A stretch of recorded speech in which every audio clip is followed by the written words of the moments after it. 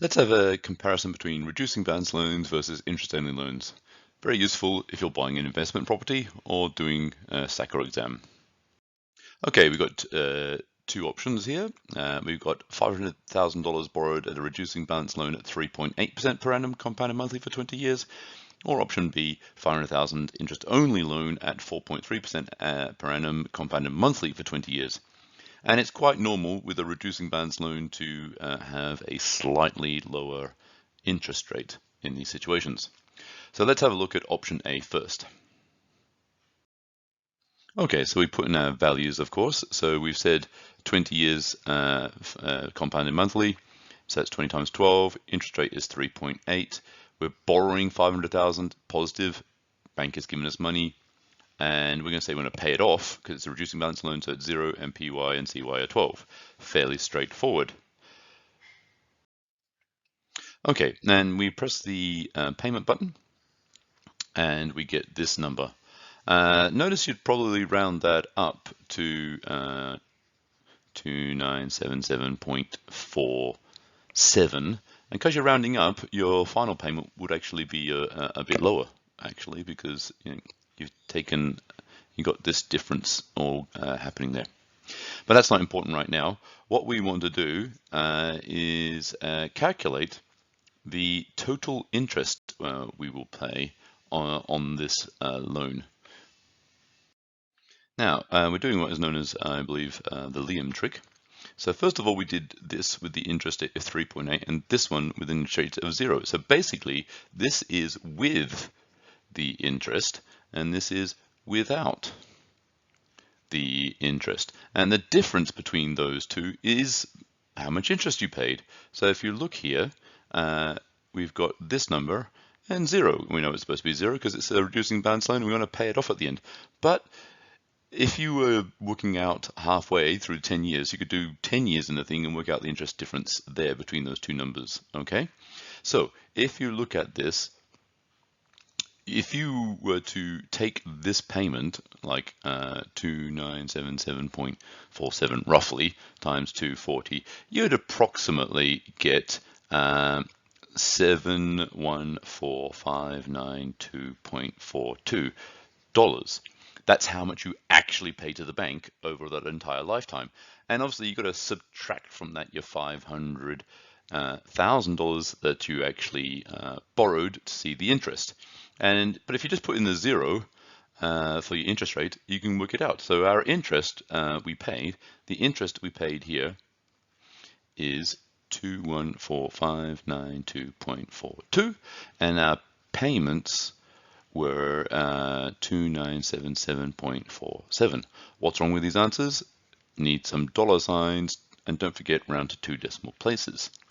All right, so here we've worked out the total interest we pay over the lifetime of the loan and the size of the payments. Now let's go and look at option B. Okay, option B, and we've got this time an interest-only loan at 4.3% per annum compounded monthly for 20 years. So not much changes here except big change for the interest rate. And remember our final value, we still owe the bank $500,000. And so we can press the PMT button and work out our payments. And of course, all we have to do is press the payment button and we get $1,791.67. So don't forget to say that your payments for the interest-only loan equal, put your dollar sign, 1791.67, always 2 decimal places. Now, we probably want to work out what the interest is that we paid. Now we're doing the Liam trick again. So this one was with interest and this one's without interest because 0 is 0% interest. So with the interest, and here we got without the interest. And you might say the difference between these, it looks like the difference is actually $430,000. It's not $70,000. No, that's not correct. You've got to take the 500,000 and minus. So minus 500,000 minus negative 70,000 equals minus 430. 30, 1, 2, 3. And another way to do that is just, if you're getting confused by that, is just 1791.67 times 240. That's your payments.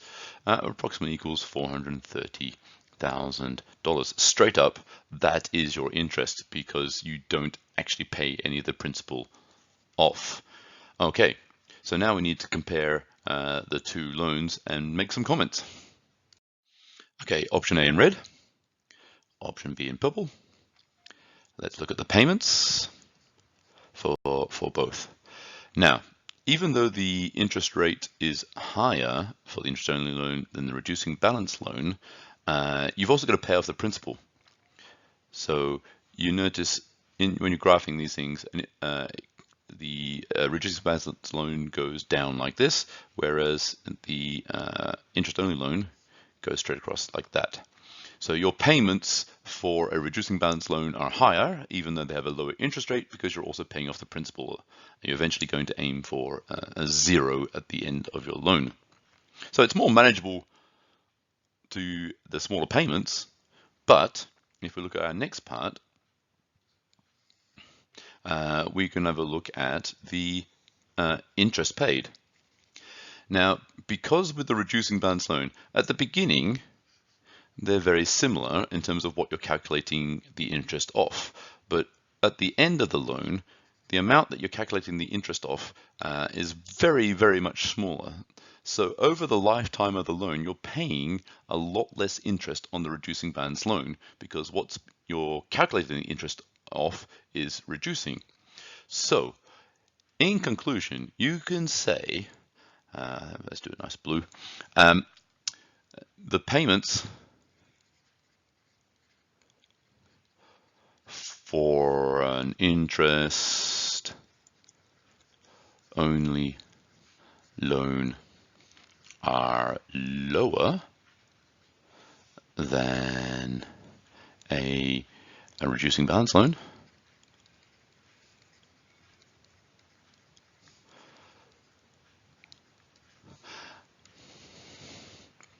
However, the interest paid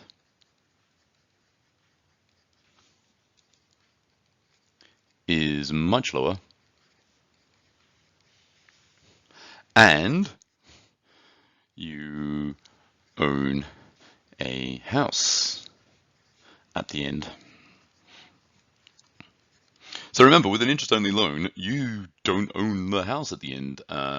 And they have a term limit, actually. So although we say they go forever, they don't. In fact, they don't normally go for 20 years. They might just go for 5 years, and you have to just keep refinancing it every 5 years. So although the payments are higher, much higher for the reducing balance loan, much better option because you pay less interest and you own a house at the end. Good points to make.